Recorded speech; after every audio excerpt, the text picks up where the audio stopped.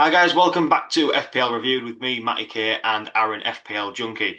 Aaron, another red arrow for me again this week. I can't seem to get off this train. Talk to me, man. How many points did you end up with?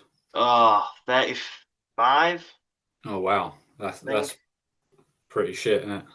Well, I'm going to say it straight off the bat 'cause I said it to you on the group chat. Good week to have a bad week. Does that make sense? Yeah, it was. I mean, nobody particularly done well this week, did they? I mean, the average score was 38. 38, yeah. So, yeah, if you're going to have a bad week, it was this week to have it. I mean, I know you hear it a lot, don't you? It's a good week to have a bad week. It's never a good week to have a bad week, is it? Let's face it. I mean, the weeks where there are low average, you want to be doubling it and getting that big green arrow. But yeah, it softens the blow a little bit, doesn't it? When you know you've done shit, but so is everyone else. It does make you feel that a little bit better. So where did your points come from? Well, well, sad, really. Um, I had Nick Pope. Obviously, we'll dive into this later on, but he got taken off, and Newcastle didn't have a very good game week anyway. Tarkowski with 5, Munoz with 6, and Haaland with 8 was my biggest points tally. And that was about it, to be honest with you. Everyone else was 1 pointers. Oh, I did have Voltemada with 5. He got the assist, but I Yeah, was I was lacking. But I do have a, I do think this is down to maybe the double Arsenal defence because everyone's got the double Arsenal defence at the minute.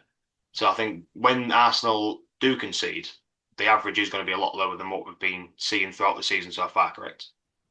yeah, absolutely. I mean, fact of the matter is that any engaged player has well, they have three Arsenal. Most have two defensive and one attacking. If you're one of those people this week where you had two attacking and one defender, you're probably in a better position, right? Say you had like Declan Rice and a Saka, and then a Gabriel. Saka's making up those points for you. Um, So yeah, I mean, you do tend to notice the lower average, and also Haaland, right? Like if he got that penalty, all of a sudden we're looking at a 13 pointer, double to 26. That's quite a substantial swing, and obviously it's Erling Haaland. Like his EO is massive, so you're not really gaining on other people. But there were people this week that went away from Haaland as a captain because of the fixture against Liverpool, um, and you could have gained on a few people actually if he hadn't missed that penalty.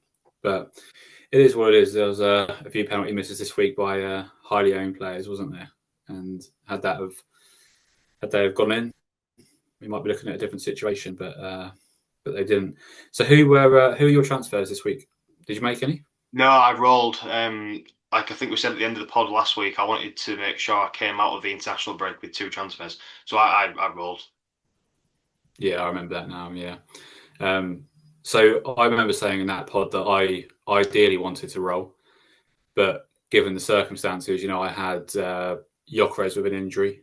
Um, I had Neto with a potential injury. I had, was it Njai? I think he had a potential injury, and somebody else in my team had a potential injury. So I knew I was going to have to make one transfer, especially when obviously I realised that Gyökeres was definitely out.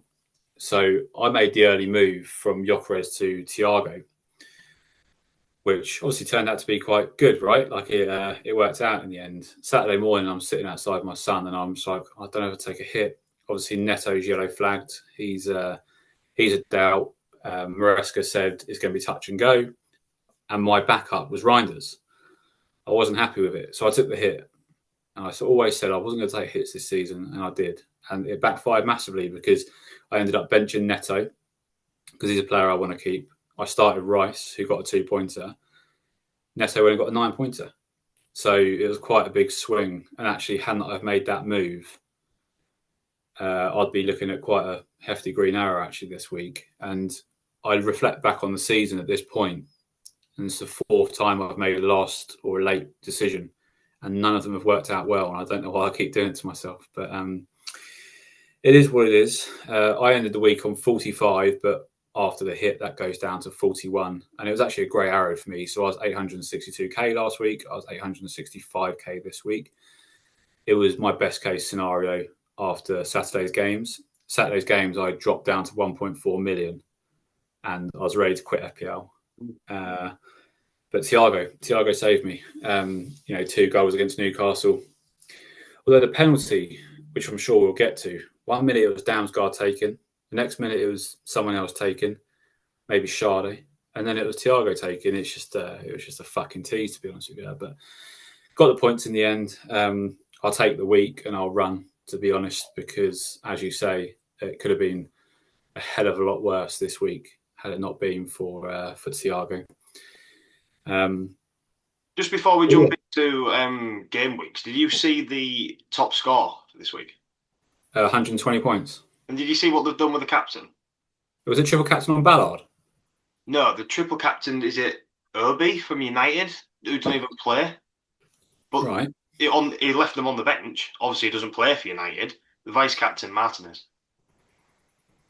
Yeah, I've got it up in front of me. Of course, 42 points from Martinez alone. I will never not be convinced that you can't hack FPL. Yeah, I mean, someone's gone into the app, right, and they've clicked on triple captain, and they've looked at that team, and they've gone, yeah, that's my team this week. I'm going to start Obi. I'm going to captain him, even though he plays 9 minutes. Yeah, it's baffling, to be honest with you. I mean, they've got Norgard and Chris Wood on the bench as well. And they've got Doku and O'Reilly, who obviously, Pep Roulette. Very unusual team. Gusto, he got his first ever goal. Delit, he scored. Yeah, it's mad. You're right. I do think people can hack FPL, or at least so it seems, because some of these. I mean, 4 people triple captain Dan Ballard, right? I hadn't seen that. Yeah, insane. Like people that are walking among us make these decisions to captain Dan Ballard against Arsenal, who are Arsenal, right? Time travellers, mate. They are. Yeah. Absolute madness. I mean, the points were few and far between, weren't they? Should we have a look at each game? We can find out and find out what went down. Yeah, sounds good to me. Yeah. So game 1 was Saturday midday game, which was between Spurs and Man United. Man United can't seem to beat Spurs at the moment, Matty. I think it's 8 now, 8 games without United getting a win against Spurs. And famously last year, obviously lost in the Europa final. Did you catch any of it? No, so I was actually I was at the Hull City game, Hull City Portsmouth, which that was 3-2. Great game if you haven't seen the highlights. Like some great goals in that game. So I had it on my phone during the first half, but obviously because I'm at the Hull City game, I couldn't really keep an eye on what was going on. And to be honest with you, up until the last sort of 20 minutes, I don't think it really mattered. This fixture at the minute just seems to be who can play the worst and get away with it between these two teams. Yeah, so I caught some of the highlights, and obviously the game's finished 2-2, right? So it sounds a bit ridiculous to say, but I actually thought both teams defended quite well. But it was a case of the first half was terrible, and the second half was a good second half. Richarlison taking his shirt off in the the 92nd minute when he grabbed that what he thought was the winner. He's got to stop doing that. He did that against Liverpool, didn't he? I think did he score to make it 2-2, and then Jota banged one in to make it 3-2 after Richarlison took his top off. Yeah, quite possibly. I mean, I don't know why he does it, to be honest. I mean, I get the emotion. I get the potentially winning the game after coming from behind, but there's still so much time to go, man. Like I just no. I don't. If it was like the last kick of the game, I get it. But he's a bettor's dream if you're going to get Richarlison to score and get booked, because it happens every time. Yeah. I mean, he's got to get it right when Richarlison scores, didn't you? But yeah. I mean, for those that are thinking about going to Richarlison, I'd stay as far away as possible. Yeah. In fact, Spurs assets in general, I would stay as far away as possible. So there is one that I wanted to mention, and I'm not saying bring him in. I'm just saying just keep an eye on him, and it's Wilson Odobert, because what I did see from the highlights, he looks really good. People are screaming for him to start down that left hand side. Tottenham's fixtures are not good at the minute anyway. We've got a really tough run. I think we're playing PSG as well when the after the international break. So I'm not saying bring him in. I just do think he's one to keep an eye on though. Yeah, and now you say that, in the highlights that I saw, I noticed in the second half that Amram dropped Ahmad back into a right wing back role, and Odobert had his number. Like, he run him riot. Um, that being said, Ahmad isn't a right wing back. I think he started as a right-sided 10, and he plays that role really well. And Man United actually struggle to get an attack going without Ahmad in that role. But the fact that Odobert, who he hasn't got mass Premier League experience, is literally running rings around Ahmad, says enough that you need to know. And it does frustrate me that these players, they come on, they make this difference, and next week they're in the same position. Like, give him a chance. He's a young player. He's shown what he can do, and he almost single-handedly turned that game around. That game around for Spurs. Well, the reason why I'm saying keep an eye on him, and I think maybe you could argue maybe Dane Scarlett, but I think he's still a little bit further out than Wilson Odobert. But Colin Mawani is been ruled out now. He's had a fractured jaw. He's going to be out for some time.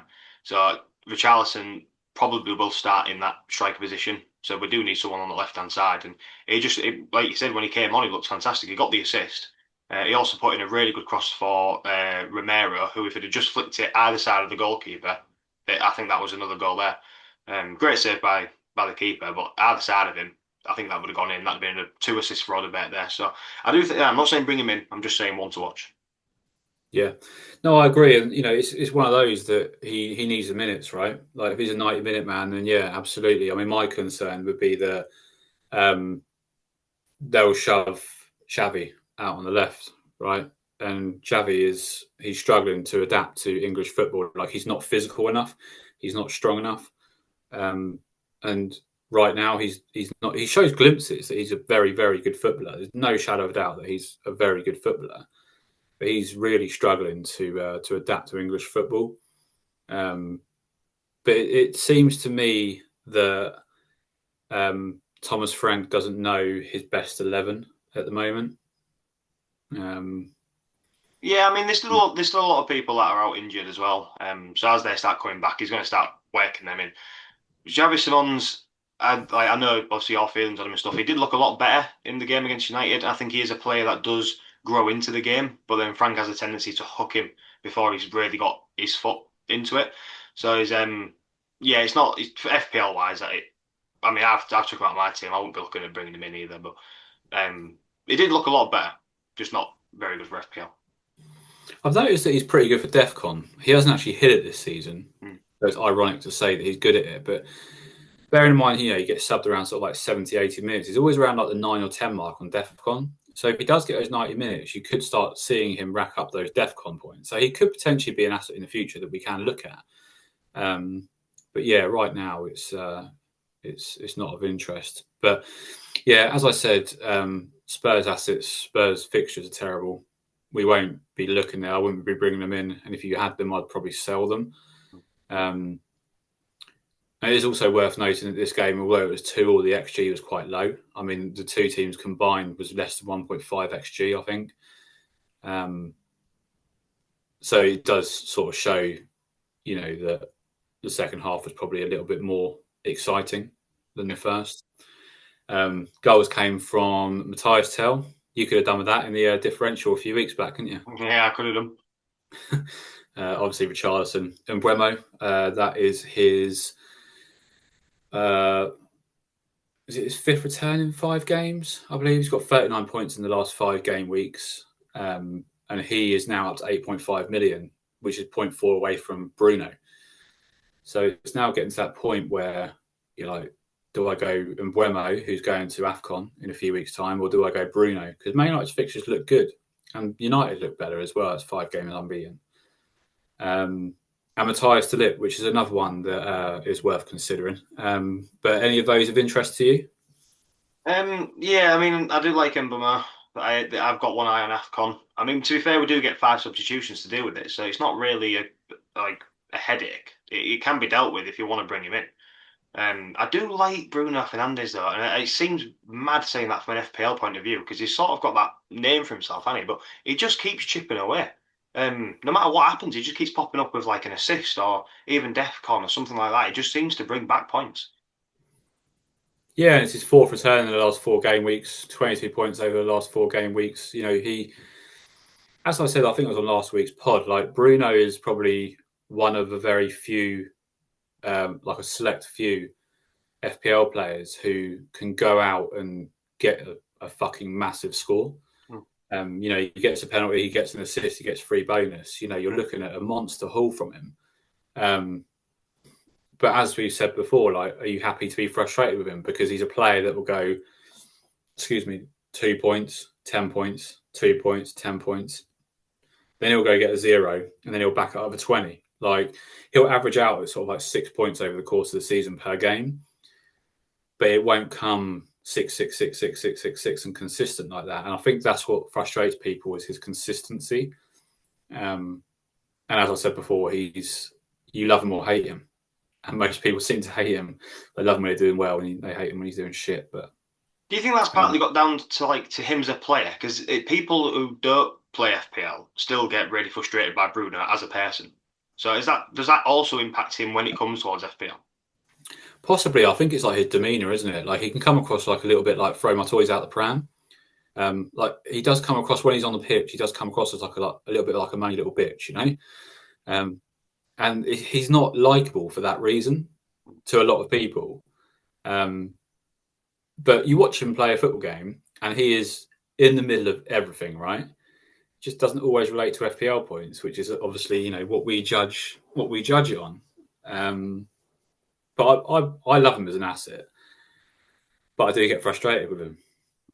So Yeah, I'd like to be honest with Man United. It's one of them. I think there's no harm bringing the players in if you get the right ones. It's not something I'm personally looking at, but I'm not going to argue against you if you bring them in.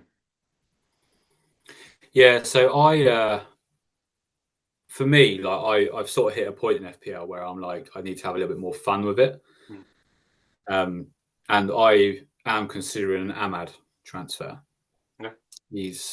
I think he's around 6.3, 6.4 million. And honestly, the kid, he is so good at football. So good. And he's just like a fun pick, like he's so lowly owned that if he goes and pops off a week, like he did that hat trick against Southampton last season, I owned him for that as well. You're laughing. Like, at that differential status, you could get a massive green arrow just from him. So yeah, I am interested in Ahmad. I think Mbeumo is maybe pushing is it too late because you're banking in a transfer or banking one of your AFCON transfers in a few weeks' time. But then saying that, Ahmad, where's he from? Let me have a look. I'm sure. I think I know what you're going to say, but I am fairly certain he is going. Yeah, I just clicked on my head. Not 100% sure where he's not Ivory Coast, is it? Ivory, and it says Ivory Coast. Yeah. So yeah, I mean, moral of the story is do your research before you're making transfers at the moment, because we could well be seeing quite a few of our assets disappear in a few weeks' time.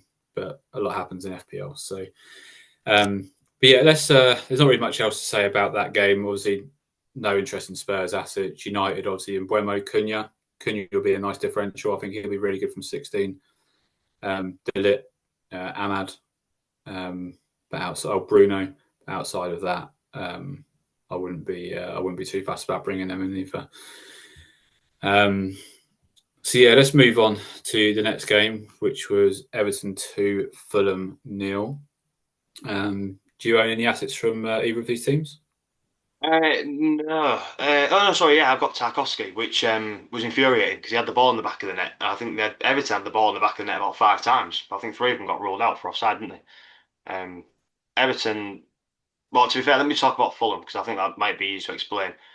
I just avoid them. They don't look like a team with any structure at the minute. I don't really know what's going on with Fulham.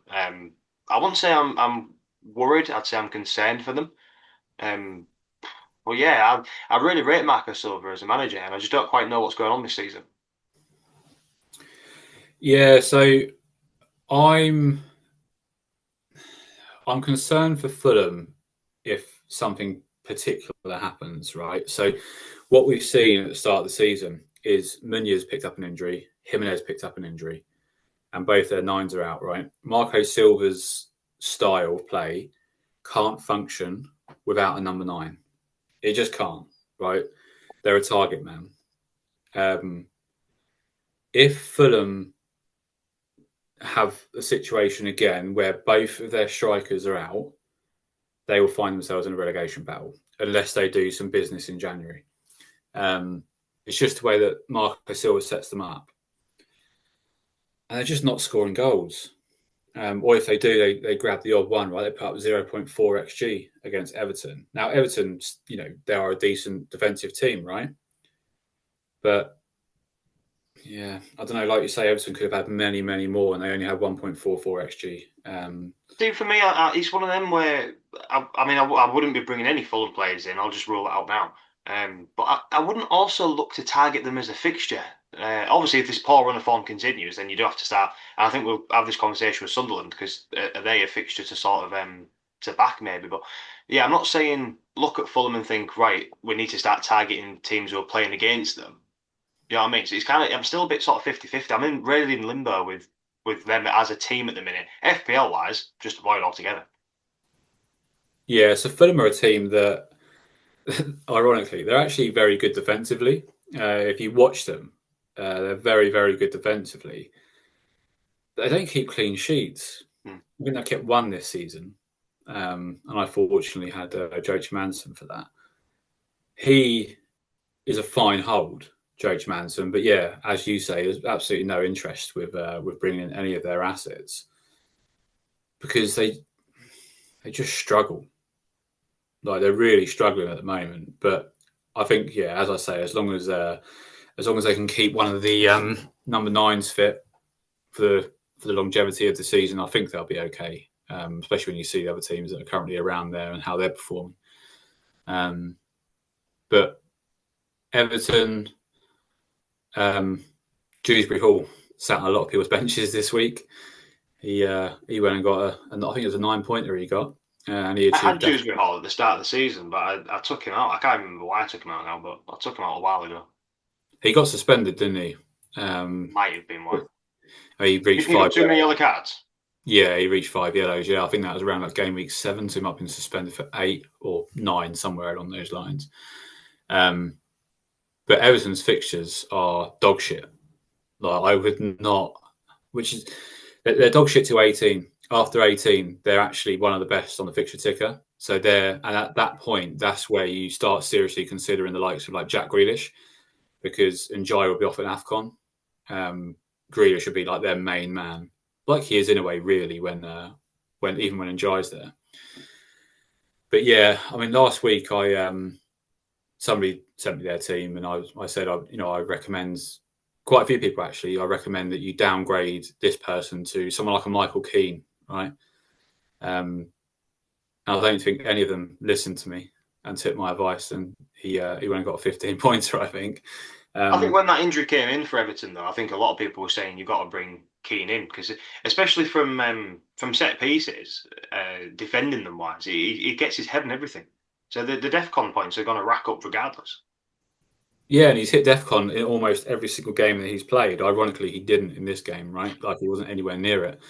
Um, but he will, on most weeks, hit DEFCON. I think that, Tarkovsky only had 7 DEFCON for Everton this week. I think that's more of a reflection on just how poor Fulham were and just how they weren't attacking enough. Because generally, fixtures that are more difficult will get you more DEFCON points. It's just the way that it works, right? You're defending more. Fulham just weren't attacking. And actually, you look at Anderson, Kenny Tete, Sessegnon, Bassi, all hit DEFCON because Everton were attacking them. So, yeah, I mean, again, we won't talk too much more about this game because the assets are of no interest really. Yeah, I don't think we're doing. I don't want to do Everton a disservice here because they absolutely smashed the game in general. Like I said, they could have been 5 goals up. They had 3 ruled out. Tarkovsky hit the bar, so I mean, if them two had gone in, I'd have hauled off him. But um, yeah, I think you're right in what you're saying. I wouldn't be looking at them too much, but I don't want to do them a disservice in the actual game. Yeah, no, I completely agree. And, I think that Everton are performing how everyone really expects Everton to perform. Um, and, at the Hill Dickinson, like, obviously they lost to Spurs, didn't they? But generally they're creating, quite a good atmosphere there in terms of like winning games, which is very important, obviously, in a new stadium, a home stadium for anybody, right? Like you want to make your home stadium a fortress, as Sunderland are doing, and doing it very fucking well, as we'll get to. But yeah, no, I completely agree. Everton, they look good. There will come a point, as I say, around 18 that we'll seriously consider into their assets. But as of now, neither of those teams we should be targeting. But for clarity, if you've got like a Michael Keane or you've got like Tarkovsky, like he's a sell in my opinion. He's just not worth the value. But a Michael Keane who's at 4.5 million, if you can just hide him away on your bench for the next few weeks, you don't need to worry about it really. Or you can play him and potentially pick up Defcon, right? 4 points. But yeah, other than that, there's not really much else to say about Everton and Fulham, unless you have anything to add. No, I'm good, mate. Should we go to game 3? West Ham Burnley. Yep, so it was West Ham 3, Burnley 2. I think the game actually sounds closer than what it was, maybe. I think West Ham actually probably let Burnley back into it quite a lot when they went 3-1 up. But West Ham put up over 3 XG in this game, which suggests, especially after beating Newcastle as well last week, it suggests that they're starting to turn that corner and Nuno is starting to sort of like implement his style into West Ham. So, all those concerns I think people were having about West Ham going to find themselves in a relegation battle. I said last week, I don't think they will. I think they're too good for it. And I stand by that. I do think that they will kick on and probably finish around sort of like 13th, 14th. And I've got to agree with you as well. I mean, I rate Nuno, and I've made my opinion very clear on the Forest situation. I don't think he should ever have left there anyway. But that's by the by. But I think, I really like him as manager. I do think this is a turnaround for West Ham. They were really good against Newcastle. A good win against Burnley. Like you said, 3 XG as well, which is quite surprising for a Nuno because he is quite a defensive manager. But yeah, I like him West Ham. I do think this could be the start for them. Yeah, I completely agree. I think maybe the 3 XG was maybe more of a reflection on Burnley than it was on West Ham. I mean, if you're a Bowen holder, if you're a Bowen holder or owner, should I say, like you'd be quite frustrated with this game. Like if you're told before West Ham are going to go bag 3 goals, you're thinking Bowen's getting at least one of those. Well, did you see Walker Peters apologised on his Instagram story? Did he like steal the goal from And Bowen? so I'll admit I've not actually seen it, but from what I could see I saw his story, and from what I could tell by the still image, it looked like the ball was coming down. They both just went for it, and Walker Peters just got to it first. And he did put on his story, I apologise to all, I think it was 900 and odd thousand Bowen owners or however it was for that week, which I did have a little laugh, to be fair. Not still Walker Peters, not someone I've been bringing in just off the back of that, but he did. I did like that, to be fair. I love it when Premier League players like mention FPL. Yeah, do you know what? I'm sure a lot of them actually play the game. Do you reckon they all select Kyle Walker Peters as like chosen himself in FPL? I don't know, but I know didn't Salah come out and admit that he puts himself in and captains himself as well. Yeah. But I do like it. I just love it when they mention FPL and stuff like that. It gets me excited. I mean, when it comes to Salah, you just know that he's like his rank is shit though because he's doing shit, right? Yeah. Double-ended sword for him, captain himself, and he blanks. He's just like fucking Salah. Yeah. But yeah, the goals came from Thomas Soucek, Carl Walker-Peters, and Callum Wilson, who's now started 2 games in a row for West Ham. I told someone to bench him last week. It was in a draft on FPL, but didn't envision him starting again because it's Callum Wilson, right? But yeah, he grabbed a goal. Lots of people who got rid of Paqueta obviously missed out on his assist. And I believe his name is Crescenzo Somerville, got an assist as well. He's so good. If you watch him, he is so good at football. But yeah, you can be good at football and be a shit FPL asset. But he is one to monitor actually, when West Ham's fixtures turn, because he is getting good minutes. I do think West Ham, in terms of FPL, are on a sort of a monitor at the minute. I'm not rushing to bring anybody in. I did. If I didn't get rid of Paquetá, I'd keep hold of him. But I just monitor. I think they're in the sort of don't buy, don't sell category at the minute. Yeah, I agree. I think they are turning a corner, or so it seems. That being said, it was 2 home games, and there could be a few assets actually that could be of interest as and when it comes to, I think people just get frustrated. Like Paqueta is just one of those players that people get frustrated with, similar to Bruno, right? They're very similar in terms of how they play football. I think a lot of people would have lost patience with Bowen this season. But one player that is worth monitoring is Freddie Potts. Yeah, so I've got it up on here now because I was going to mention him as well. He was on 10 DEFCON at half time. Yeah, and he's also taking corners and 3 big chances created. Yeah, and he looks like a really, really good footballer. And I think he might be a 4.5 mid. So when I looked at his profile, it was 4.4, but it could have increased, to be honest with you. It was a while ago I took that screenshot. It's more likely that he was chosen for a cheap alternative at the start of the season. People sold him. He's gone down for that reason. But if he stays in that West Ham side, he will get selected very heavily because, the other option at that price point in midfield is Josh King of Fulham. And I don't know how much time he's got left before he's dropped. He's playing as a 10 and he's not got a attack and return. He obviously had a goal disallowed against Chelsea earlier on in the season, but yeah. Yeah, the Potts, it was his second start in a row under Nuno. And so I think this could be someone that really kicks on under Nuno. Yeah, and that's exactly what I'm saying. It's a pure monitor at the moment. I mean, Suj on Planet FPL rates him very highly.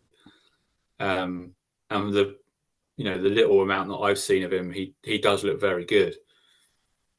And if he's going to be a DEFCON monster, to have somebody at 4.4 million who's going to bag you at least 4 points on a weekly basis, you can't really ask for much more than that, especially if most of the time they're sitting on your bench. But talking of DEFCON monsters, Florentino Luis, 18 this week. Huge. Guy's an absolute monster at DEFCON. But I think Birdie in general are an avoid. That being said, Twanzebe, he's at 3.9 million, hit DEFCON again, and he's starting every game at the moment. So people that are looking for a cheap enabler to sit on their bench and play occasionally, then Twanzebe is your guy. And obviously Dubravka still. But yeah, again, these teams, not of interest at the moment, but definitely a monitor. Yeah, I agree, mate. I haven't really got much else to say about that, to be honest with you. We can jump straight to Arsenal Sunderland if you want, which were a bit of an acca killer, I think, for a lot of people this week. Yeah, I suspect it was. I mean, any other day, this game finishes like 3-4-0 to Arsenal. I mean, Sunderland only put up 0.44 XG. I mean, Dan Bauer's finish was a decent finish, to be fair. Well done to the 4 people that triple captained him this week. I'm sure you came back in time after you done that. But Sunderland just continued to stick their middle finger up at everyone, didn't they? Right, can we have a chat about Sunderland then? So, are they? To me, Sunderland are in the form of life at the minute. Still, in terms of FPL, I'm still not looking at bringing them in because they're just the points are so spread out between the team. There's not a player that actually sticks out for me. Yeah, and I think everybody is like, when's this run going to end? Mm. You know, um, and you're so reluctant to bring them in because at any point they could become a team to target.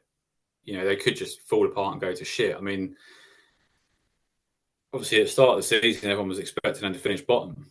Like they're the weaker of the three. They invested very well, and they're a very, very physical team. And their centre midfield reminds me a lot of Newcastle's.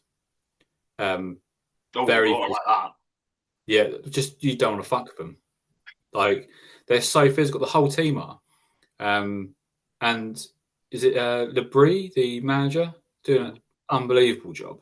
Unbelievable job. I mean, if you if you're a Sunderland fan right now, you are literally on cloud nine, aren't you? Like they sit not second in the table now, are they? Because City won, but you know, even to be in like the top half of the table at this point of the season, they would have snapped your hand off. Oh, mate, even to be in the Prem from where there was a couple of years ago. I mean, look at the whole documentary. I mean, they were down in League One.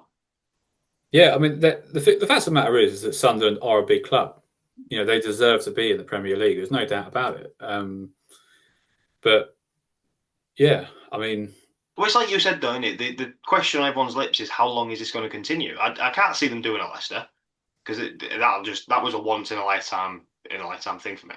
But yeah, I, again, I think Andy from Let's Talk FPL, he sort of put it really well because everyone's saying that we need to start talking about Sunderland being a difficult fixture. And he said, look, if you've got Haaland against Sunderland, are you really not going to captain Haaland? You probably are still going to captain it. And I think that does sort of say a lot. I think we're not saying target Sunderland, but they're not an incredibly hard fixture. yeah. I mean, I think if the fixtures at home, it's different to being away, right? Like the Stadium of Light, Sunderland are looking really good. I mean, they're looking really good anyway, right? Like you know, there's no doubt in it. But yeah, I think maybe what Andy was getting at there was there's a lot of people out there for triple captainship. Mm. Um, now I believe City play Leeds in 13 at home, then play Sunderland at home in 15. And I think a lot of people were like, well, now, you know, 5, 6 weeks ago, or even start season, people were saying game week 15, City at home to Sunderland, that's a triple captain fixture for Haaland. Now it's like, that's not a triple captain fixture. They will captain him because it's Haaland. But you saw against Liverpool, like he could have had, you know, a lot more points than what he did.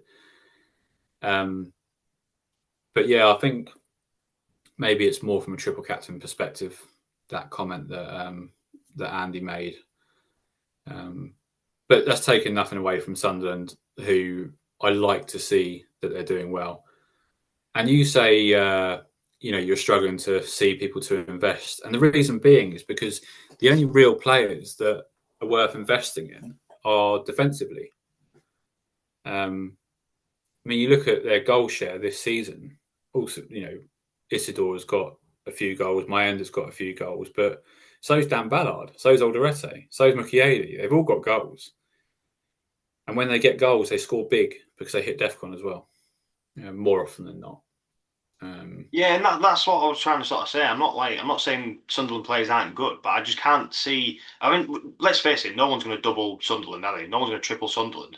Well, if we're going to bring in a Sunderland player, it probably will be the one player. But who do you go for? Because it's so spread out. I can't see a player that actually is worth targeting. yeah, I mean, you go for the Alderete or Mukiele, right? The 4 million ones, um, just because it's cheap. I mean, I would advise people going against Dan Ballard. I mean, he's had quite two decent hauls this season. And obviously, he was injured for a time, but he's 4.5 or 4.6 million, and that extra 0.6, 0.5, whatever it is, on top of the others, it could probably go to better use elsewhere in your team. Um, but yeah, I mean that's pretty much it for Sunderland, isn't it? I think that I wouldn't go and buy them. Like I just wouldn't. They could literally flip a switch and go to shit. It's possible. I agree. And like I said, in terms of like just talking about Arsenal for a minute, we mentioned at the start about if Arsenal concede, this is where the low points are going to come from, aren't they, on the averages? Because everyone's got double, triple Arsenal. Yeah. And people obviously, some people were saying about doing triple Arsenal defence, and I was very anti triple Arsenal defence because it takes one mistake. It takes. I'm sorry, but I don't agree with anybody going with triple anybody in a defence because the second you concede, you've gone from a haul to nothing at all. So Yeah. the triple defence from any team is always baffled me, to be honest. Double I can understand, but triple I'm not having it. Yeah, I mean, it's painful to see your FPL team this week and see Raya 1 point, Timber 1 point, Gabriel. I think Gabriel might have actually got 3 because he might have hit. Did he hit DEFCON? Possibly. But regardless, like everyone's become so sort of like Arsenal's defence and nailed on points, and then when it doesn't happen, it is quite painful. And a lot of people took hits to bring in Gabriel last week, and he was a 1 pointer, Gabriel. He was 1 point, so he didn't hit DEFCON then. But yeah, I mean, as I say, like this isn't really a reflection on Arsenal. I mean, people were saying, Arsenal are going to bottle the league and stuff like that. I hope so. They're not. Yeah, I hope so. I don't think they will. I mean, it's one result, right? They're going to concede goals at some points. It's frustrating when your FPL assets walk away with a 1 pointer, but like against a very physical Sunderland team who do play 5 at the back, it is what it is. I don't think very resilient Sunderland out there. I wouldn't panic as an Arsenal owner in any sort of shape or form because the numbers don't lie. I mean, they've been phenomenal so far. It's just they're going to drop points. You know what I mean? They're not going to keep a clean sheet every week. It's not possible. So it's just one of them. It's happened at the same time. Yeah, it is one of those things. But those who own Saka were enjoying it because not only did he grab himself a goal, he also hit DEFCON, I think, for the second time this season. So yeah, I mean, I still don't think Saka justifies his price as of yet, in a way. I bought in Declan Rice last week. He was a person that I took a hit for. He hit DEFCON. No, he didn't. Sorry, he didn't hit DEFCON. He missed out on DEFCON by 1 point. Would have been nice had he hit it. Would have made my damage limitation a little bit better. But yeah, I'm not. If you've got Arsenal assets, you don't even need to say. You just hold on to them. Arsenal will be class this season. I still think that they win the league quite comfortably, to be honest. And I do think that. I'm saying it to piss you off and put in your eyes.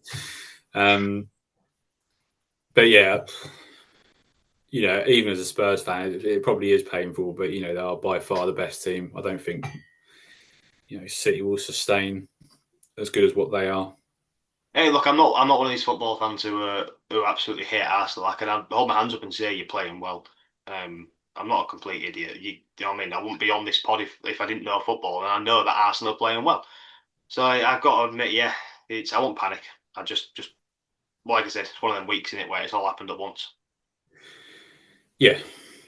But Xhaka, he hit DEFCON again. Still remains a good option for Sunderland. But yeah, Arsenal, just keep your assets. I think everyone has at least 2, or they're maxed out with 3. They won't be going anywhere. Mikel Merino was a good shout last week for those who went differential. I mentioned it to a few people. My son did it because he had a few spare transfers and he went for Merino and he got himself an assist, obviously, with Gyökeres out. But he was a 1 week punt, so if anyone jumped on him, then I'm sure they're enjoying. I don't know, I think 5 or 6 points, but he done relatively well. But yeah, not really much else to say about that game, to be honest with you. It's aside from the result, nothing really to discuss, to be honest. Yeah, mate. Like I said, we said it right from the top, didn't we? If Arsenal concede, the average is going to be low, and that's just the sort of way it is. Yeah. Right, so we look at game week 5, Chelsea Wolves. Chelsea 3, Wolves 0. Yeah, so this scoreline matched up exactly with the XG. Chelsea with 3.13, Wolves with 0.17, and Wolves just continue to be shit. Like I said, I think we said this last week as well. In terms of Wolves, there's no point even talking about them. They are going to get relegated, I think, because other teams around them are just doing too much, like so much better than what Wolves, and they don't look like turning the corner at any point. Do you know what I mean? So, like teams like West Ham are now starting to look like they're going to turn the corner. Sunderland are obviously flying, so everyone had them down to get relegated. Whereas Wolves don't look like that. In terms of Wolves, I just there's nothing else to say other than just avoid at all cost. Yeah, nobody. I'm not even going to discuss them in terms of FPL. The only bit of news to come from Wolves is it looks like Rob Edwards, the Middlesbrough manager, is going to be joining as their new manager. Looking into it, I think that's more of a personal decision for Rob Edwards. I believe he 100% agree. 100% agree. He lives quite near, doesn't he, to Wolverhampton? Well, look, he lives near it. He's an ex-player and an ex-coach. He you know, what I mean, Wolves is a special place to Rob Edwards, so I can't fault him for making the move at all. And in terms of the Premier League, there's only 20 teams in the Premier League. You're not going to get this opportunity like all the time. So he's taking it while he can. And yes, I do think Wolves are going to go down. Do I think Middlesbrough go up? It's hard to say, but yeah, I can't blame him for taking it. It could possibly be like the one chance in his career that he gets. Yeah, I mean, I think that to look at it from a different perspective, like if it was me, right, and I was doing a good job at Middlesbrough, which he is, would I sacrifice the chance of being promoted with Middlesbrough for knowing that I'm going to get relegated with Wolves? Because next season you could get that opportunity as a Premier League manager with Middlesbrough, right? I think it's solely for personal reasons and Yeah, no, personal reasons. that's exactly what I'm saying. I do agree with you. I think it is personal for him. In terms of us, I think we'd look at it and think, well, while still Middlesbrough, they're flying. We have a chance to get in the Prem for us because we have no ties to Wolves. But I do agree with you 100%. It's personal to him. I think that's why he's gone for it. And if Wolves go down, they'll probably be favourites to go back up again. If they stick with Rob Edwards to get promoted. So it's, you know, what I mean, I fully agree with you in terms of the personal choice. Yeah, and I think that what I hope for Wolves, that the Wolves board have gone, accepted relegation almost, right? And gone, Rob Edwards can come in and do the job that he needs to do and be risk free from being sacked with the, sort of plan to get them to bounce straight back, right? Do the recruitment in January to, prepare them for life in the championship. Whether that happens or not, I don't know. It's just a bit weird to me that Vitor Pereira signed a new contract like 8 weeks ago. Mm. And yeah, that's going to cost Wolves quite a lot of money. That's bit. I think was there something in his contract that they only had to pay a certain amount out or something? I don't know. I don't know the ins and outs of it, but yeah, there was, but still, he's got a nice little payday. oh yeah. But Wolves are fucked. It's as simple as that. Chelsea, on the other hand, João Pedro, one of the most highly transferred out assets over the last few weeks, has returned again, got another goal. Are you going to look at bringing him back in? No, no, not for me. I prefer Mateta. I prefer Waltermada. I prefer Thiago. I prefer Gyökeres when he's fit. I prefer Haaland. He'll just continue to frustrate me. But someone who did look really good in this game was Alejandro Garnacho. Do you remember this, right, when we was talking about differentials, and I said I'm quite tempted to go with Garnacho, but I don't trust the minutes. And then since then, he's been an absolute baller. Yeah, he does look really good, to be fair. But again, it's a minutes thing, isn't it? It's just you can't. Yeah, and then the one differential I did back didn't get the minutes. Reece James. Yeah. Oh, he got benched, didn't he? Got benched. He played 13 minutes for a 1-pointer, didn't he? Yeah, that was good, fun. Yeah, I'm not Aya Cucurella. I thought he would do. There's a sort of fixture that he'll do really well in. He's just got the clean sheet points. But my biggest frustration from this game was Pedro Neto, because I benched him thinking he wasn't going to start, and my son texted me, before the game, and he goes, Neto starts, and he's going to score. And what happens? Starts, and he scores. Fucking arsehole. Since I brought in Neto, he's done quite well, but unfortunately, I benched him. I'd bench him again, right? It was yellow flagged. It's just painful when you take a hit for it, and then they return. Yeah, it is hard. But then you look at the long term of it. I don't think you've made a bad choice in bringing him in, mate.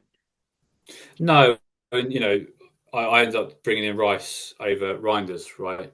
I'd much rather have Rice over Reinders going forward because Reinders didn't start yet again. So yeah, it's just frustrating, isn't it, when you leave points on the bench? It was like a 5 point. You're like, okay. When it's 9, it can be quite painful. I think Enzo owners can count themselves quite unlucky. He should have or could have had a return. In regards to his so-called yellow flag that is on the FPL app at the moment, I wouldn't be concerning yourself with it. Apparently, it's like a gentleman's agreement between Chelsea and Argentina that he's going to have a break over the international break and not travel with them. So he'll be fine for game week 12. Gusto got his first ever goal for Chelsea, but again, not really of interest. He doesn't really seem to always be fit as well. Yeah, not much else to say about that game. Chelsea are a much better team. Wolves are shit. Wolves had 0 shots on target. They produced 0.1 XG. Avoid Wolves. Stick with your Chelsea assets. Don't buy any Chelsea assets unless you desperately want to go back to João Pedro.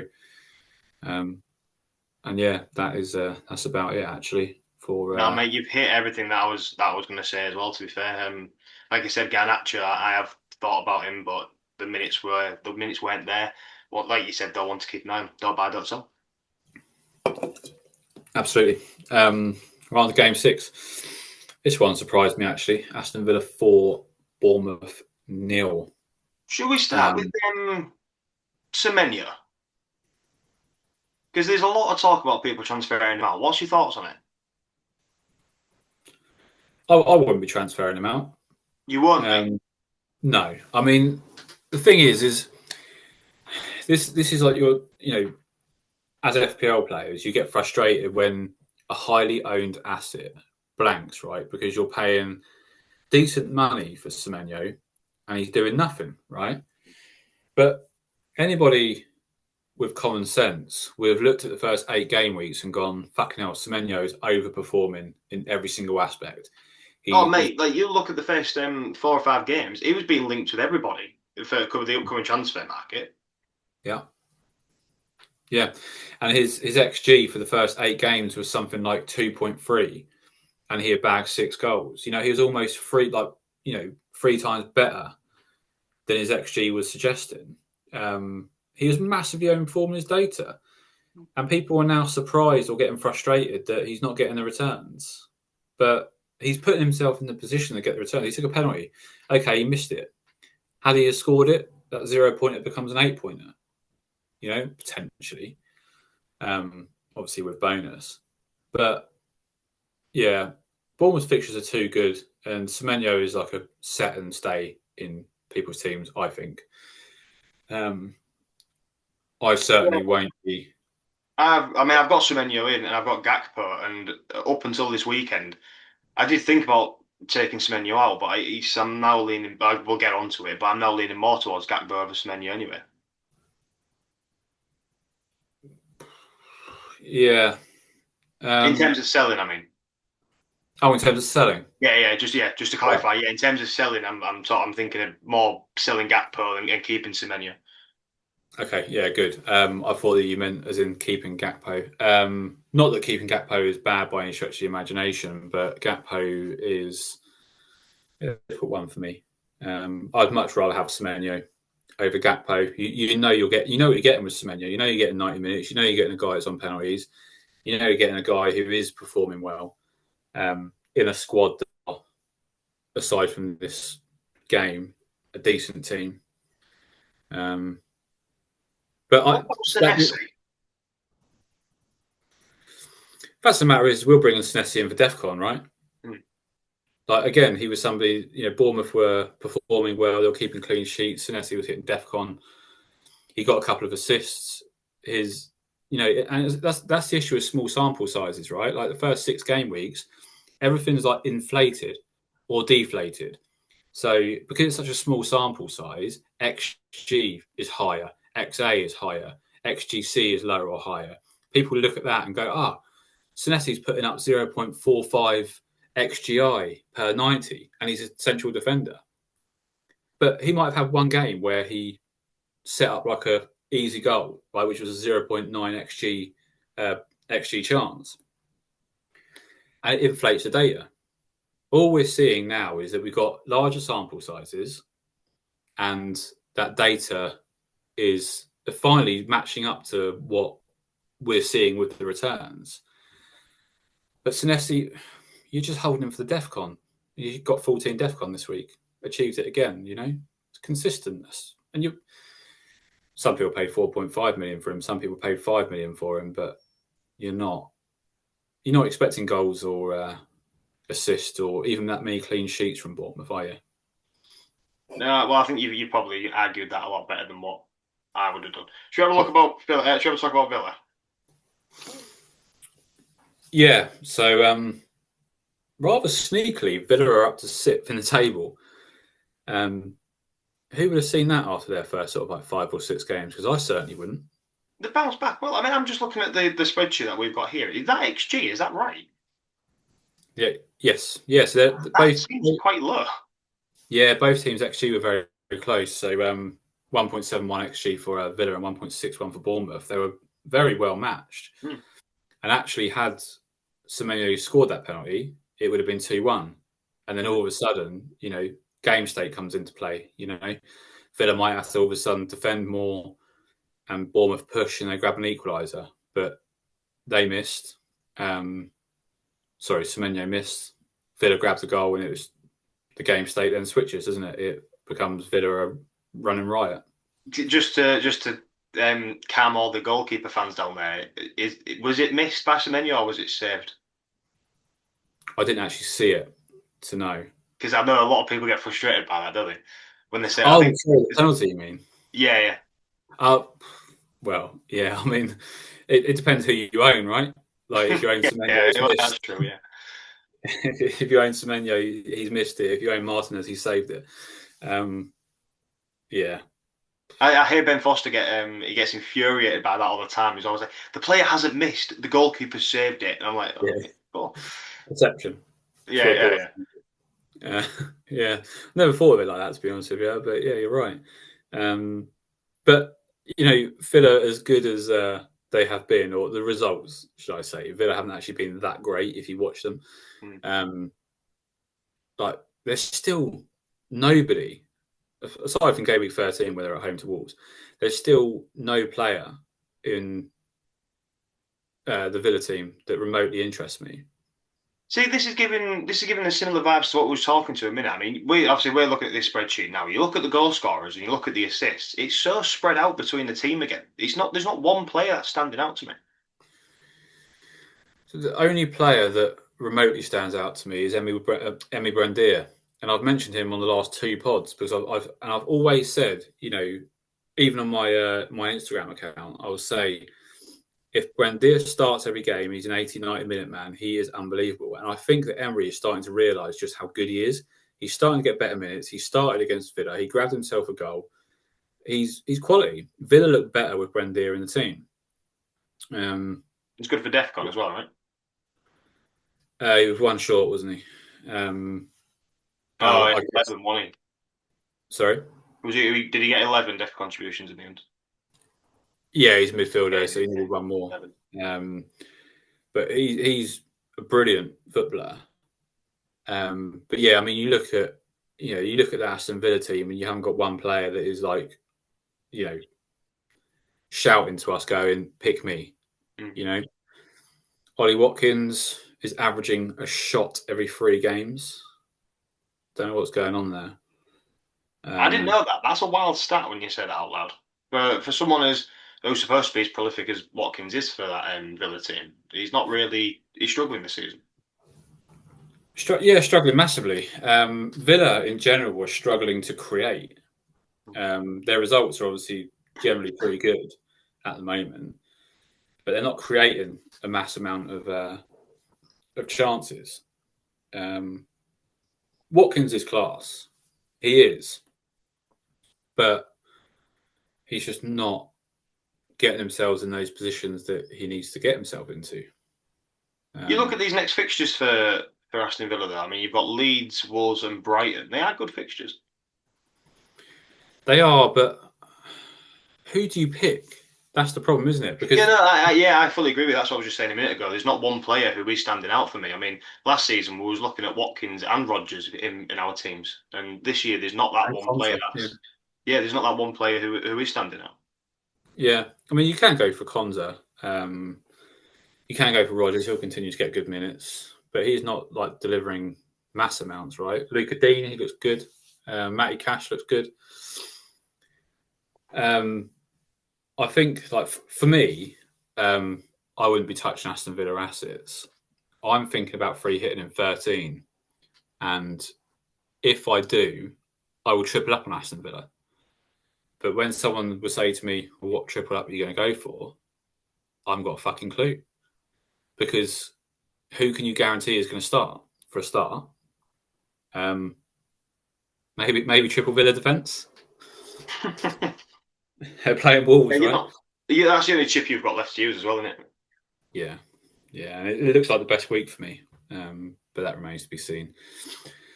But yeah, I'll say so Bournemouth, assets are a hold. Petrovic is a good buy if you're looking for a new goalkeeper, or if you're on wildcard 12 or 13. He's 4.5 million. Bournemouth's fixtures look quite good. If you hold any other of the assets, keep hold of them. So fixtures are good. Aston Villa, as mentioned, wouldn't desperately be looking to jump into their team unless you're going to free hit in 13. We might even do I mean, it's hard because I think people have used them, but we do need to look at sort of like what strategies people can still go for, or even if we talk about what game weeks people can target certain chips. That's something we could look at doing for those who still have ones left. If that's going to help people, then by all means. I mean, I do get a lot of people messaging me saying, "I've got this chip, I've got that chip. Like, when's the best time to use it?" At this stage of the season, where the chips reset in 7 game weeks, it's very much team dependent, isn't it? Like, well, it's very hard because we don't know what chips you guys have got left. So you could message in if you want to drop us a message and tell us what you've got left, and we can have a look at what game weeks are good to target for each chip. Yeah, there's also apps out there, like Fantasy Football Hub and stuff like that, where you can throw your team into the engine, and it will, you can skip through the weeks and see what week sits best for you. But we, always happy to help if people need it. So that's pretty much it on Aston Villa and Bournemouth. So on to the next game. Game 7, Brentford 3, Newcastle 1. I'll put this out there now. If Voltemade hadn't have got that assist, I would be seriously looking at taking him out. Yeah, I think a lot of people will be looking to bring him out. Which is a shame. He started really well for Newcastle.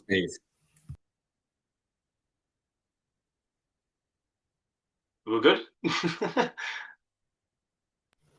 Sorry, I had to mute because I thought I was going to sneeze. I thought I lost you then for a minute. No, I was saying sorry. It's a shame for Voltemade because he started really well for Newcastle, but they just seem to have just ran out of steam. Yeah, I mean, Newcastle are just creating next to nothing at the moment, which is the problem.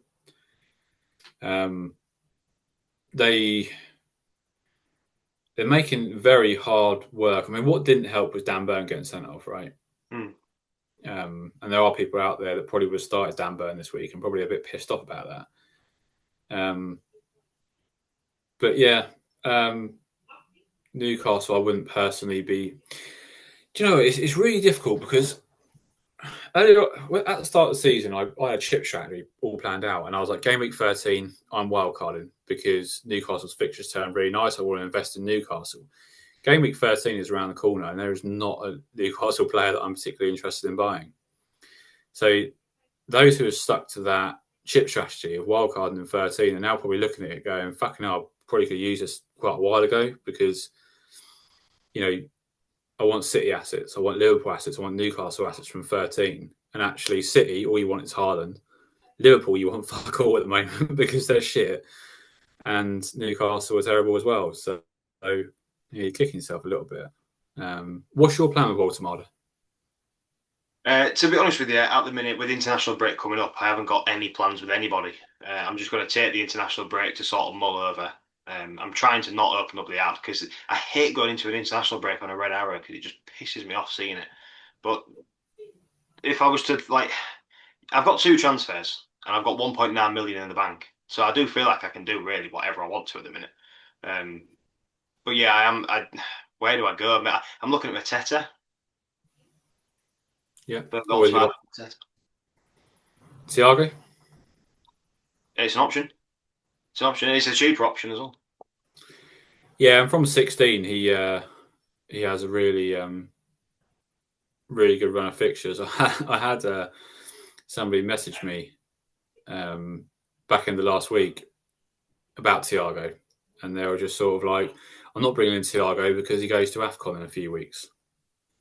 And I was just sort of like, does he? And they're like, yeah, game week 16 or 17, he goes to AFCON. I was like, I didn't realise fucking Brazil play in the African Cup of Nations. But yeah, for those that are confused or are unsure, Igor Thiago is Brazilian. And looks almost like you can start him in every single game now, actually. I mean, they do play I'd Arsenal. swap him for our Brazilian. Richarlison, yeah. Yeah. Yeah. It really stepped up this year in, with Vissa and Buemo going. They needed somebody to step up. Kevin Schade is starting to as well. But Thiago is... What's Brentford's next 3 fixtures? You got them to hand? Brentford? Yeah. They're not... Let me check. They're not particularly good. I know they've got Arsenal in 14, I think it is. Because I think that's why I was leaning towards Mateta, because, I mean, their next 3 fixtures is Wolves, Man United and Burnley. I mean, Man United, I know they're in a bit of form at the minute, but still a fixture where Mateta can score. Yeah, I mean, Mateta's fixture-proof, isn't he? He can score anywhere. Brentford's fixtures, Brighton away, Burnley home, so not bad. Arsenal away, Tottenham away. So not ideal in 14, 15, but then you look at it from 16, Leeds at home, Wolves away, Bournemouth at home, Spurs at home, Everton away, Sunderland at home. See, so I'm looking at these fixtures for Mateta, and you've got Wolves, Man United, Burnley, Fulham, and then 16's Man City. So you could make the jump there. Yeah. Yeah, and and that's the thing that people forget. Well, I say forget. Obviously, you got the African Cup of Nations, right? So it's going to be easy enough to move people around. But for me, like Igor Thiago is showing that he can deliver in any game. Brentford score goals. That's the one thing they do, right? Especially when they're at home. There is a lot worse assets to be had than Igor Thiago at 6.3 million or 6.2 million, whatever he's at. And Kevin Schade, as we discussed last week, and he was my differential this week, so I'm delighted that he returned. Not so much for you. But Kevin Schade, it's hard to justify going for him when he's more expensive than your Enzos, your Rices, your Njais, your Grealish, your Ismail Assars. If his price point was lower, I'd be jumping all over that, especially from game week 16. And I'm very interested in him and keeping Thiago if I free hit in 13 because they're Burnley at home. So, yeah, Brentford do interest me. Obviously, I own Thiago anyway, but they do interest me probably from 16. Maybe a defensive asset as well, someone like Sepp van der Berg, good for DEFCON. But right now, I wouldn't go buying them. I would buy Thiago, that being said. Quite happily, actually, as I did last week, and it saved my game week. Was this the game where he was talking about the penalty? Who was taking the penalty? Yeah, so Damsgaard picked it up, didn't he? So he was Well, I'm he so was glad told. about that because I've got Damsgaard on the bench. Well, we were on the chat, weren't we? And there was a message that came through that said, "Oh, Damsgaard is holding the ball," and you're like, "Oh, for fuck's sake!" Like, I benched him, and I was like, "For fuck's sake, Thiago's on the pitch. Why is he not taking it?" I And then did it was say someone when else. he said he was holding the ball, I did say I do think this is because they all do it these days, don't they? They take the pressure off the actual penalty taker. So I did see this sort of coming a little bit. Yeah, well, I think that for me, I was so pissed off how my week was going. I was like, "This is the icing on the cake." You know, a penalty taker that's still on the pitch that isn't going to take the penalty. Like, what the fuck's going on? Um, it was, yeah. Well, when he scored, it obviously justified my decision to bring him in. And then I get a 96th minute third, Hmm. second for him, but Brentford third. It was even better. But But yeah, no, I do like Brentford's options. I do think I'm leaning more towards Mateta until that game week 16 though. yeah, and as I say, like Mateta, you're fine to hold in a way. Any Palace assets, I'll be happy to hold through any game. To be honest, happy just to bench him for the odd game if need be. Obviously, Gay, he's still or has been injured. Just hoping that England don't call him up or don't force him on international duty so he can recover. I may be wrong. I do think I've already seen that he's not going. Oh, good. Okay. And is it Chelsea's Chelsea defender's taking his place? Ashiampong, Nope. Chalaba. Yes, that yeah, it was him. Yeah, he's taken the place of Matt Gay. I'm surprised he wasn't in the squad anyway. To be honest. But anyway, that's a bit of a segue into game 8, which was Crystal Palace 0, Brighton 0. And this is the first time that this game has finished as a no-score draw. Um, Surprising, really. I did think Brighton would concede in this game. I, I thought that it would be a high-scoring game, Mm. to be honest. The way that both teams like to play, I thought that it would be a high-scoring game, like a high-scoring draw, like 2 or a 2-1. But no, I don't think any team really looked like threatening in this game. Um, Bit of a boring game, apparently. I mean, they put up just over 1 XG between them. Not not very exciting. But I was quite happy with it because obviously I am Mateta. A lot of people aim Mateta, uh, but I had Lacroix, so that was a bonus. He just didn't hit Defcon, which is disappointing. But yeah, I mean, we won't go too much into this game. Well, I mean, we've covered Palace quite a lot, to be fair. I mean, Brighton wise, I did look at bringing Minter in a while ago. Um, I don't know why I didn't go for it now. I think there was a pool of players that I had the options for. I just didn't go for it. Yeah, he's very good on the eye test. Very good on the eye test. Really, really good footballer. But yeah, in terms of Palace assets, just keep hold of them. You haven't got to sell them. Their fixtures are okay enough. Brighton remains the same as what we discussed last week. Welbeck's okay short term. Minte, I'm still keeping an eye on Diego Gomez because he could have had a goal actually against Palace, but he looks really good. And for Bruges, I suppose you could probably look at. I mean, Brighton's fixtures: Brentford away, Forest away, Villa at home, West Ham home, Liverpool away, Sunderland at home. So they've got a relatively decent run of fixtures. So for Bruges, if you're on wildcard, could be an option, but I wouldn't be Yeah, bringing them in. It's good to see that sort of settle down. Because was it last season where there was a bit of there was him and then Steele would come in for the odd game, and there was a bit of confusion at the back, wasn't there? For those trying to do what Arsenal were doing with Ramsdale and Ray, but I think that has very quickly been stamped out in football teams, hasn't it? Like rotating goalkeepers. Yeah, I mean, I suppose Chelsea are doing it as well, weren't they, with Sanchez and Jorgensen last year? But Jorgensen's basically showed that he's a pretty shit goalkeeper, so they put a seed to that. It don't work, does it? I think that's why he got stamped out. You can't, as a goalkeeper, that's the one position where you do need the run of games. You can't be interchanging goalkeepers like that. No, you need consistency as well, don't you? But you say you got Nick Pope, didn't you, in goal? Yeah, so there was a did he came off, didn't he? Just before the penalty. Concussion, was it? Yeah, that's what I was going to say because there was injury concern about him, but from what I've heard, it is just concussion. I don't think he's gone with England either. No, So no, that makes sense. But then, a couple of weeks break, I'm sure he'll probably be fine. But yeah, I wouldn't be. Well, I don't think it's flagged to be honest with you. So I wouldn't worry too much on Nick Pope. maybe given their recent run and the fact that they keep conceding goals, maybe they'll give Aaron Ramsdale a run out in goal. So Nick Pope might be a little bit of a wait and see, maybe. Possibly. I mean, he played in the cup, didn't he, for Newcastle? Again, Yeah. not when not Tottenham out of it.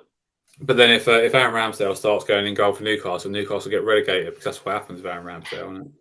I can't see. It's really weird with Ramsdale.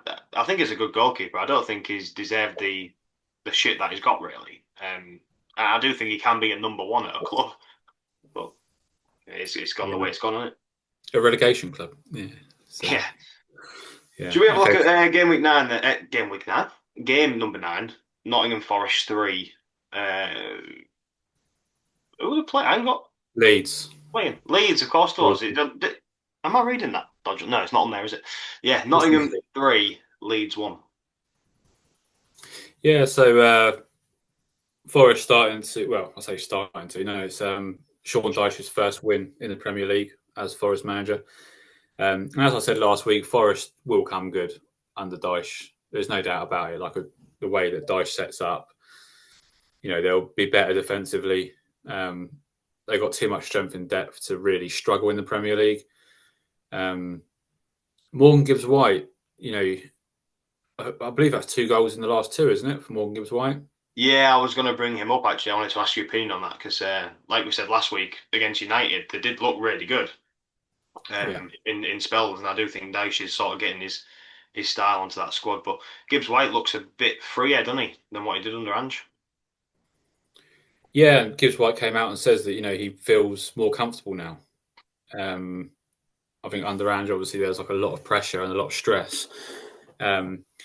With Forest, it is very much a wait and see still.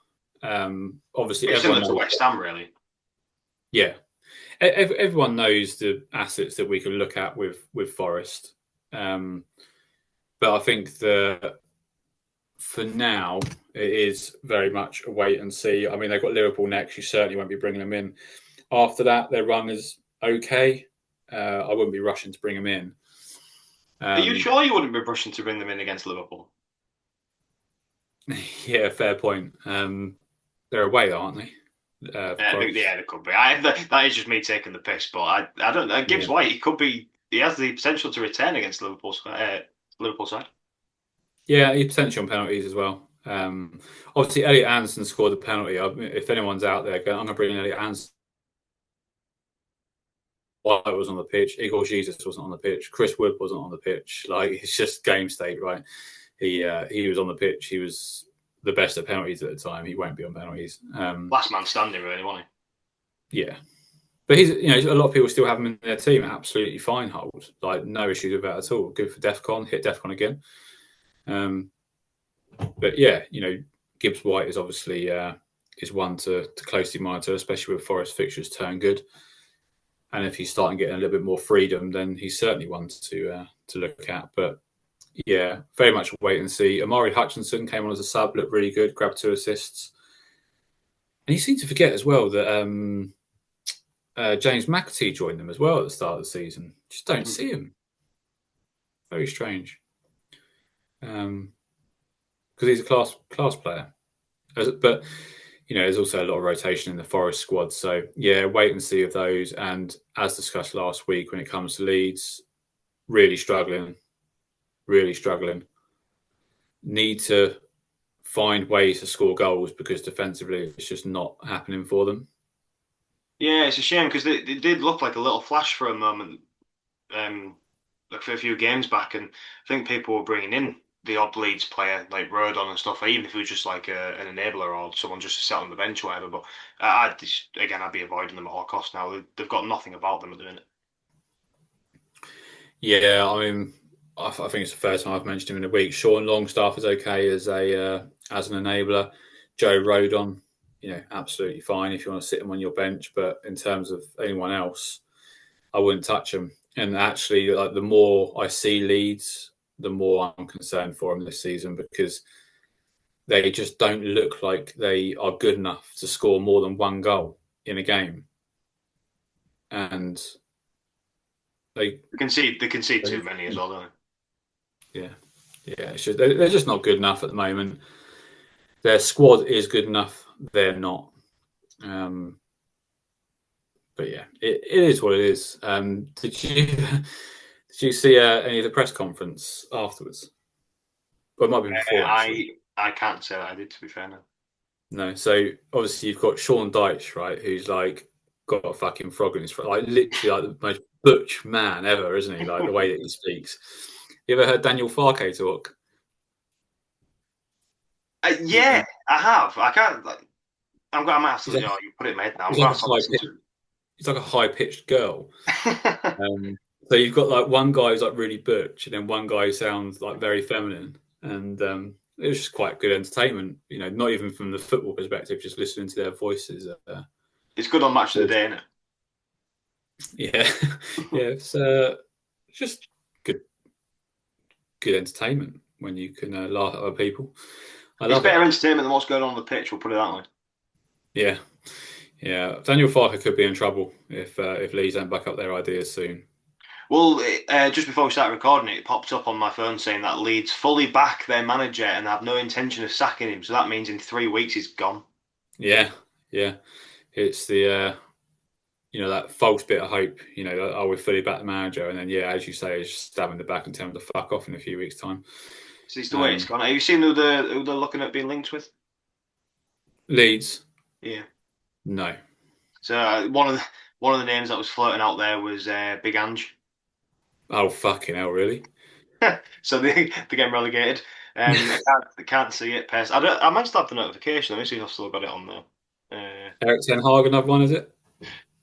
Oh, no, there we go. No plans to sack. Oh no, that's the no plans to sack one. I must have swiped off the one where with the links of the managers, but Andrew's definitely on there. Can't remember. There's two others as well, but I can't remember who they were. Wow, Big Ange, living the dream. Leeds fans must be shitting themselves at the prospect of Ange coming in. One of the best managers that we've ever seen personally. Yeah, great. Yeah, he always wins things in his second season. I love the man. I genuinely do love the man. Oh, I think he's great. I just think he's a shit manager. Anyways, game 10, the Super Sunday game, which was Man City 3 against Liverpool. Yeah, so I watched. I was on the chat with you, and I did watch this in full. Liverpool, man, I don't really know where to start with them. It's just yeah, I don't know what to say. I can't wrap my head around how they've gone from where they were to where they are now, and it's hard. I don't know if we'll be able to put it on the screen or not, but I sent you a screenshot, didn't I, of Liverpool's attack against Man City, and it was just Yeah. it was awful. I was genuinely shocked at what it's like from that Liverpool squad. I used to know Liverpool as the Red Arrows, like they were just flying everywhere across that front line, and it's so lacking. Yeah, and a lot of it is, I think Slot is so uncertain of his starting 11. There's just no sort of like balance in the squad.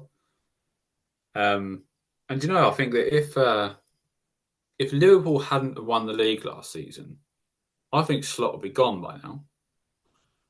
I think there'd Like, be a lot of pressure on him. Yeah, yeah. I mean, there's a lot of pressure on him now. Yeah, I suspect pressure will start being thrown at him. I mean, they won their first 5 games of the season. Now they've lost 5 games this season. The thing is, obviously, Slot's trying to sort of like put his philosophy across, and it's just not working. It's almost like he needs to go right. Let's just go back to what we were doing last season. But you look like Andy Robertson, right? Kirkez or Andy Robertson. He doesn't know who his best left back is. Right back, Conor Bradley, Szoboszlai, Frimpong. Lucky dip. Who the fuck's going to start? I don't know. Doesn't know. You look at your forward line. Gakpo 1 week, Verts next week, Ekatike on the left, Ekatike out front. McAllister doing this, Szoboszlai in this position or that position. Like it's just a fuck. It's like a jumble sale of or pick your fucking name out of a hat, and this is the position you're going to play today. You know, like Shabazz walks up and he like takes it out of the hat and goes, "Oh, I'm right back today. Oh, cool." Like nobody knows what they're doing, or that's how it seems to me anyway. Um, would the game have been different had Van Dijk's goal stood? Maybe, but City were never in any danger because Liverpool are not looking very good. Yeah, it's a tough one. I do think the goal probably should have stood. I don't think he was impeding the goalkeeper. I think Donnarumma could see it all the way. I understand why it's been ruled out, and if the rules are the rules, and I do like to see Van Dijk be real salty. So I've not got a problem with it personally. I think it should have stood, but at 1-1, does the game change? But to be honest, Man City, I mean, we'll get onto it. I've still got some other stuff to say about Liverpool, but we'll get onto Man City in a minute. But they were that good that even at 1-1, I still think they won this game 2 or 3-1 at least. Yeah, I don't think there was ever any danger that City were going to not win this game, as you say. And you know, look, Haaland missed a penalty. Could have been worse for Liverpool, right? But that said, you know, City did only put up 1.52 xg, and when you take into consideration that half of that was from Erling Haaland's penalty, Liverpool didn't actually defend that. Excuse me, that badly.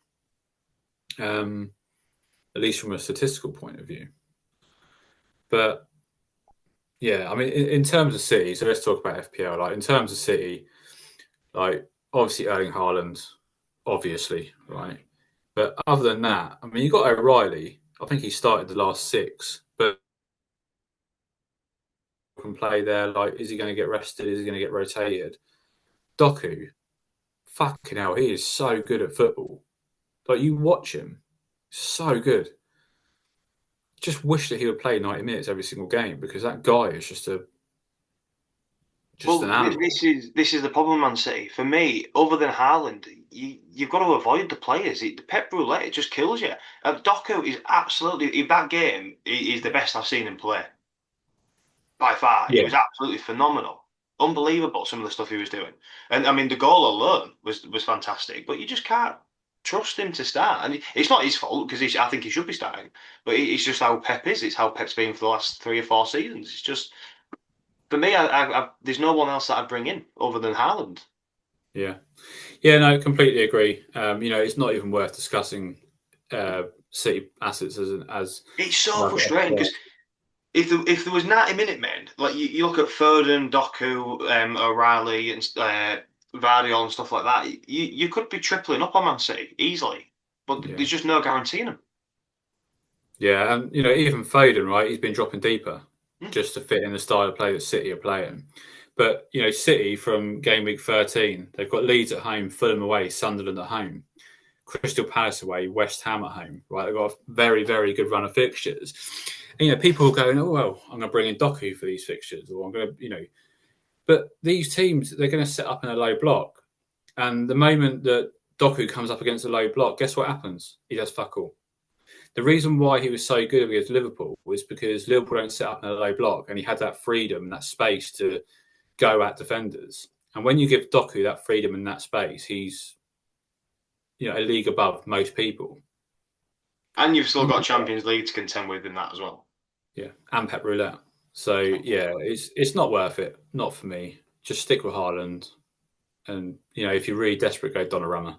You know, if you really, really want somebody, the rest are just too much of a risk. But obviously, Liverpool have of interest because from game week 12, you know, their fixtures turn very, very nice. They got Forest at home, West Ham away, Sunderland at home, Leeds away, Brighton at home, Spurs away, Wolves at home, Leeds at home, Fulham away.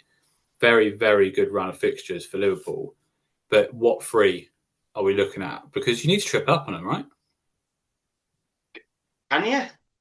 Can you triple up on him? See, like, yeah, the fixtures are amazing, but it's similar again. I mean, I've got Gakpo, but I'm looking at bringing him out because personally, I think Gakpo should be starting. I think and he missed an opportunity. I think there was already 3-0 down at that point, but it was I wouldn't say a tap in, but it was a very good opportunity that he should be putting away. And I do think in if he'd had a run of games starting playing 90 minutes, he would have buried that opportunity that he had. And it was a ball from Salah from the other side of the pitch. So there's an assist for Salah there as well, if that had gone in. But where do you go? Because it's just, I mean, yeah, you can look at McAllister and you can look at Szoboszlai, but in terms of FPL, are they that good for points? Yeah, and that's the issue. Like, obviously, you'd think these fixtures, you'd think I've got to be tripled up on Liverpool. You haven't got to be tripled up at all. I mean, you could argue double defence. Canate and Virgil van Dijk. But are you that confident that Liverpool are keeping a clean sheet? Not I'm at not. all. I think the two leaky at the back this season. And Szoboszlai, for me, I'd be like, Szoboszlai is the one, right? He is the one that I want. He's on 4 yellow cards. Yeah. Gets booked against Forest, he's suspended. And then what you do? You're fucked, right? You've got to sit on your bench. So, yeah, I mean, for those that are looking at Liverpool, Alisson might be back. He'll be worth a punt. Van Dijk, Canate, Szoboszlai, but be aware that he could get suspended. And probably Ekatike at this point. But, yeah, I don't fancy any of them, to be honest. I definitely won't be tripling up on them. So, no, I don't think many people will. I do, like you said, with the Alisson return, the defence does look a lot better with Alisson in goal because I think they're more aware that they've got a solid keeper behind them. I'm not saying Mavidashvili's not as capable, but Alisson is the superior goalkeeper. So I do think the defence will tighten up. But I do also think they can still lead goals. Yeah, I think if Alisson is back come game week 12, which is a possibility, then he's fine. Or even from 13, he's fine. I think he's 5.3 million now. He's 0.5 cheaper than Raya or Donnarumma, 0.6 million. So he's an option. But obviously Salah, right? But no one's paying 14 million to go to Salah at the moment, because he's not worth it. I'd rather take a risk on Szoboszlai with 4 yellow cards at 6.5 million than I would do 14 million in Salah. I think that Szoboszlai could quite easily match Salah's points at the moment. Be interesting to know if Salah's got Salah at the moment, or he's lost the faith. But yeah, so yeah, that's about it for Liverpool, to be honest with you. The players, as I mentioned, but don't feel like a triple up is necessary because it really isn't. Maybe that will change in coming weeks if we start seeing a different Liverpool. Maybe we will with the fixtures that they've got. Maybe we'll see them tighten up at the back and we can go for a double defence. But yeah, that's all I have to say really on either of these teams, to be honest. Yeah, to be honest, I think that's all I've got to say today. Really, like I said, in terms of my team and what to do next, we'll look at next week. Because I think there's too many interchangeables with the international break and stuff. I won't even look at bringing anybody in or anything like that because you don't know what can happen over this international break. Yeah, that's the best bit of advice that I can give is just don't do anything at the moment. To be honest, enjoy a break. I enjoy the break. You don't get them very often. Yeah, unless you're on wildcard, in which case you can tinker all the time you want. But if you're not on wildcard, I certainly wouldn't be messing about with your teams and thinking about FPL. Take a break, and what we'll do is we'll do an international break summary at some point next week, and then give any sort of like up to date information based on the internationals, and then we'll look at what we're going to do with our teams, what players we should be targeting for the coming game weeks, etc., etc. And we'll also do our differential picks at that point as well. So yeah, that pretty much wraps up this podcast. Anything for you to add, Matty? No, I'm good, mate. Like I said, I second everything you just said. Just enjoy the break. It's the last international break, isn't it, now until is it March time or something like that? So enjoy it while you can. Yeah, absolutely. Okay, cool. That's a wrap. So if you have got to this point, then please give us a follow on the social medias and on the YouTube, which is FPL_reviewed on Instagram. Same for YouTube. My Instagram is @FPLJunkie.